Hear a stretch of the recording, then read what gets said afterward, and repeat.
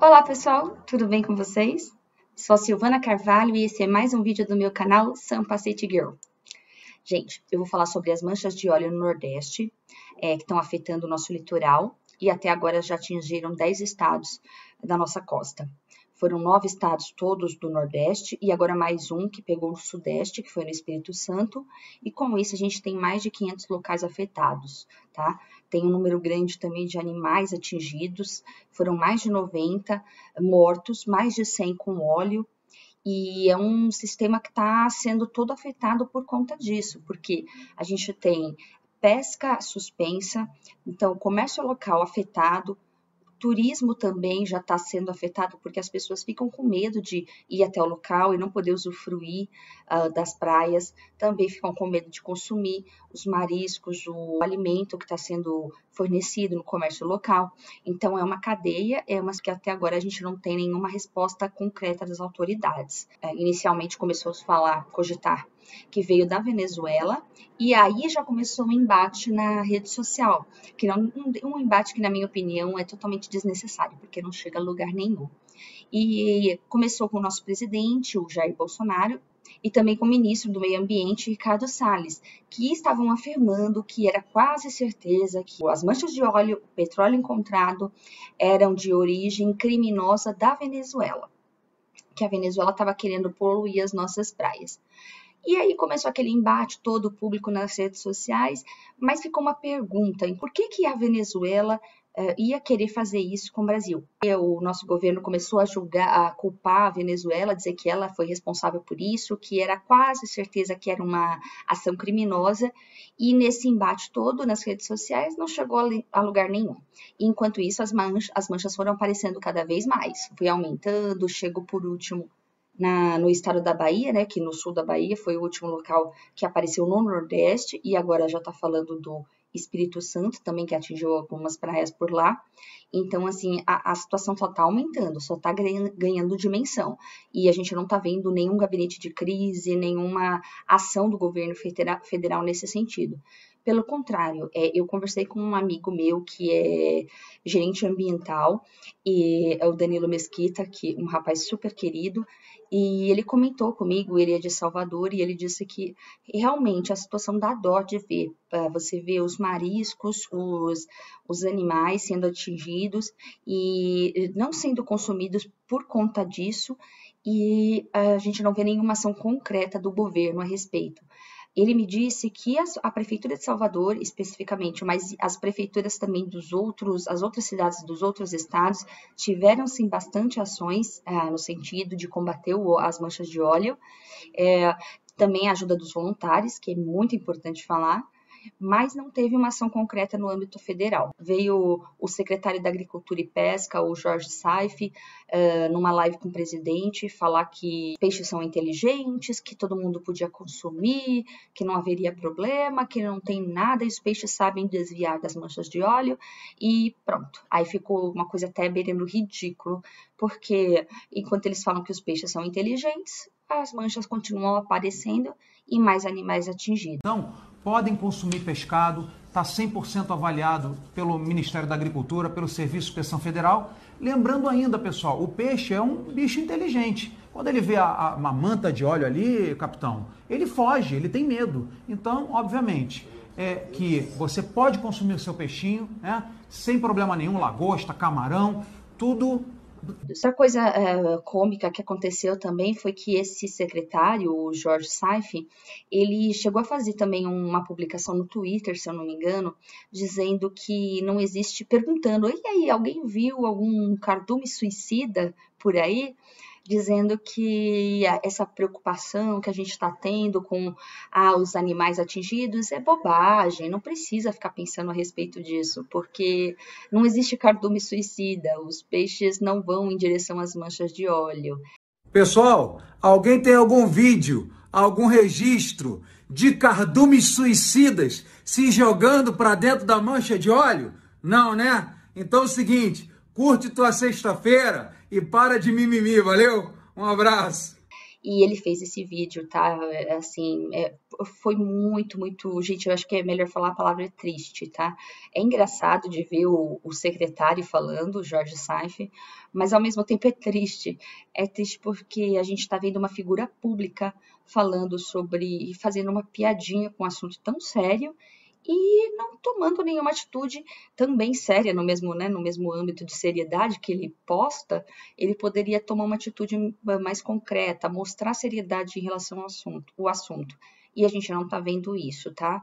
Então, eu acho que também vale comentar sobre a questão das redes sociais, mas o ministro Ricardo Salles, ele chegou também há uns meses atrás a culpar o Greenpeace a respeito das manchas, porque ele até lançou no Twitter um vídeo, uma foto do Greenpeace, do navio deles, rodando pela costa brasileira, e ele citou, olha só, que o ministro Ricardo Salles, tá, citou isso, olha só, que coincidência, um navio do Greenpeace, né, no litoral brasileiro. E acabou, depois o Greenpeace veio a público, disse que aquela foto era de 2016 e que o combustível deles não era equiparável, enfim, não tinha nenhuma correlação com as manchas que estão acontecendo agora no Brasil. Então, assim, foi mais uma brecha do governo, tá, nessa, na minha opinião, né, uma atitude totalmente desnecessária de um governante nesse âmbito, nessa proporção, um ministro de Estado, começar a debater quem é o culpado com meras imaginação, né, proposições a respeito do assunto e não está agindo com pulso firme, com situações plausíveis que a gente veja o assunto sendo tratado com seriedade e sendo combatido também, porque afinal é o que todo mundo quer, tá? Um assunto que agora é uma das maiores tragédias de proporção ambiental, então é uma coisa muito grave que precisa ser debatida também e precisa ser combatida. Os voluntários, como eu já falei, são pessoas maravilhosas que estão agindo, estão querendo contribuir para amenizar o problema, mas isso acaba se tornando um problema também, porque muitos deles estão fazendo essa contribuição, mas sem a devida proteção, sem usar os EPIs adequados, então eles têm contato direto com o material, e isso está causando problemas de saúde. A gente já teve mais de 70 ou 80 casos de voluntários que apresentaram algum sintoma como náusea, vômito, manchas avermelhadas na pele, queimadura. E então o problema tá saindo de um problema para entrar em outro, né? Porque a gente tem um problema de saúde pública, porque as pessoas estão lidando com material altamente tóxico. É um material que é usado para fazer piche de asfalto, né? Então, o quão tóxico não é isso? Pelo que eu li, é feito de benzeno, né? E o benzeno, ele é altamente cancerígeno. Então, você imagina o contato com isso, o quão mal não pode fazer, principalmente a longo prazo. E isso não sou eu que estou falando, até porque eu não sou bióloga, eu não entendo disso, mas a gente vê especialistas nessa área ambiental falando sobre isso. Então, o quanto isso pode ser prejudicial à saúde, tá? Então, aí a gente tem um problema sendo combatido por pessoas com muito boa intenção, mas que ocasionalmente vai causando outros problemas. Então, assim, é grave. É grave, é mais uma situação aí para a gente falar nesse âmbito de sustentabilidade que não está nem um pouco sustentável, na verdade. E ainda nessa questão de combater, da retirada das manchas, eu acho que também tem tudo a ver com a questão dos voluntários e das prefeituras que estão tomando a atitude da retirada dessas manchas, a forma de coletar o material. Segundo esse meu amigo, o gerente ambiental, o Danilo, e eu já tinha ouvido falar isso também em podcasts muito sérios a respeito do assunto, esse material deveria ser coletado em barris, em containers. Para quê? Para ele ficar e depois ele ser usado para fazer piche, ser reutilizado de alguma forma sustentável. E só que ele não está sendo feito assim, tá? Ele não está sendo coletado da forma certa, para ser depois descartado da forma correta, da forma para não causar nenhum outro dano ambiental ou à saúde de alguém.